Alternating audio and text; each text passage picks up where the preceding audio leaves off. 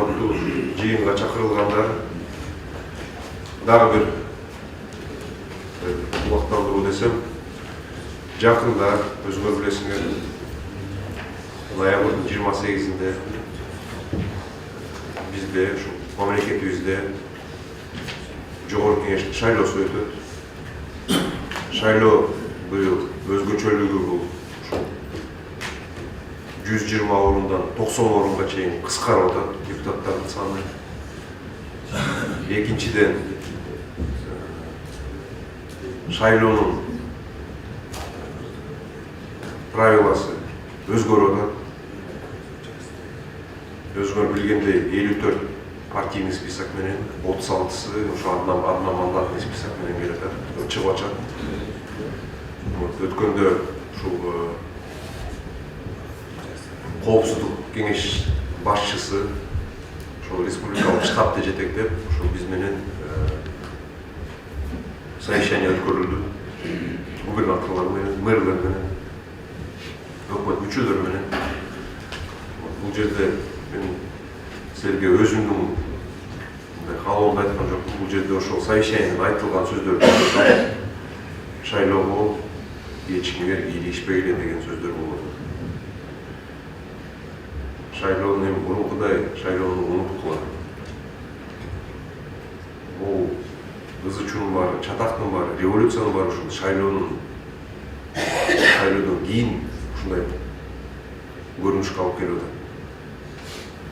Ошол эле 2005, 2010, 2020 баары эле ушул шайлоодон кийин наразычылыктан, элдин наразычылыгынан ушундай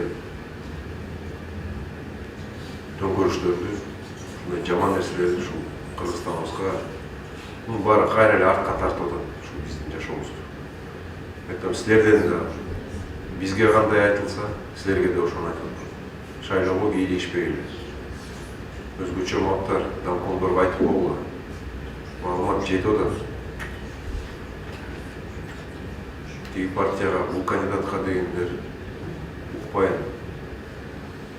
Чараны мына биякта коопсуздук кызмат, прокуратура, милиция билинбей калат деп ойлобогула. Бат эле жетет мындай нерсе. Ким-кимге иштеп атат, ким-кимге чуркуп атат. Токтот кылам. Кудай кимге буйрса ошол өтөт. Ошол депутат болот. Оштон 2 мандатпы, ошо 2 мандатка 2 депутат келет. 3-чү депутат болуп бара албайт. 91 депутат болбойт. Ошон үчүн токтот кыла мындай нерсени. Адым ресурсту айтып атам мен. Подкуптуу это мына биздин силовой блок. Күч органдар иштеп булардын жумушу. Ошол жерге ошо илинип калбагыла, ошондой. Кандидат менен сүйлөшө коюп, акча жасай коем деп.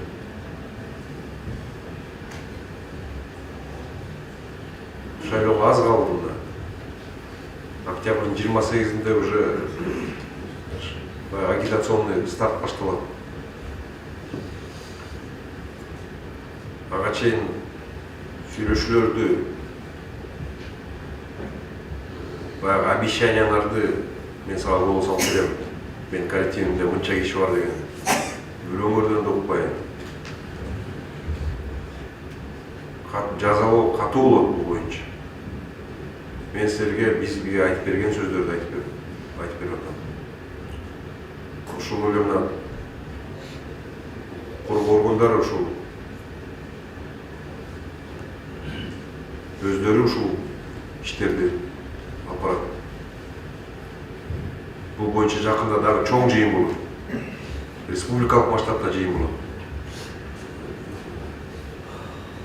Азыр мындай заранее эскертип атам. Кийин анан укпай калдым, көрбөй калдым, билбей калдым, кечирип койгула деген болбосун. Болду, бул системаны бузуш керек такыр. Мына сатылып келіп атып, эмнеге келдик? 2005'te өзгөрүп жакшы билесиңер. Кайсы президент, кайсы баласын, кайсы кызын парламентке алып келгенден чыккан бул нерсе. 2010'da да жакшы билесиңер. Кайра эле баягы балдарын, бир туугандарын алып келип алып, ошол нерседен чыкты. 20'ны көчөкөл окуя бул. Onu da жакшы билесиңер. Ошон үчүн мындай ойлонуп иш кылгыла.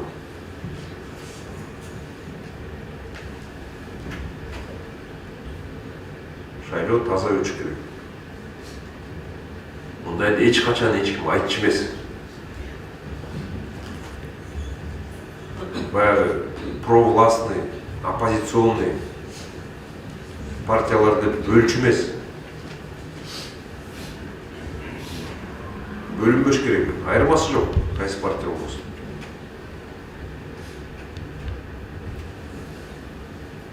Бул биздин партия эле, бул биздин баягы мэр поручение берет, ол партиялардын списогуна айтат, могу фамилияларды айтат, анан ол кишилерге өчүрпайсыңар. Андай болбойт, болду. Ну, силер дагы ошол партияга кайра услуга кылам деп тескери кылып аласыңар. Оппозиционный партияга чуркайм деп ойлонбогула даже. Бийликтин партиясына да чуркап алган нерселер. Бул боюнча маалымат билбейт деп ойлобогула. Маалымат бар менде. Бул жерде даже отургандардан бери кимдер кайсы кимге чуркап аткандар. Маалымат жетпейт деп ойлобогула. Ошон үчүн дагы айтам, предупреждение берип атам, токтоткула. Кийинкисин уже башкача чара көрөбүз.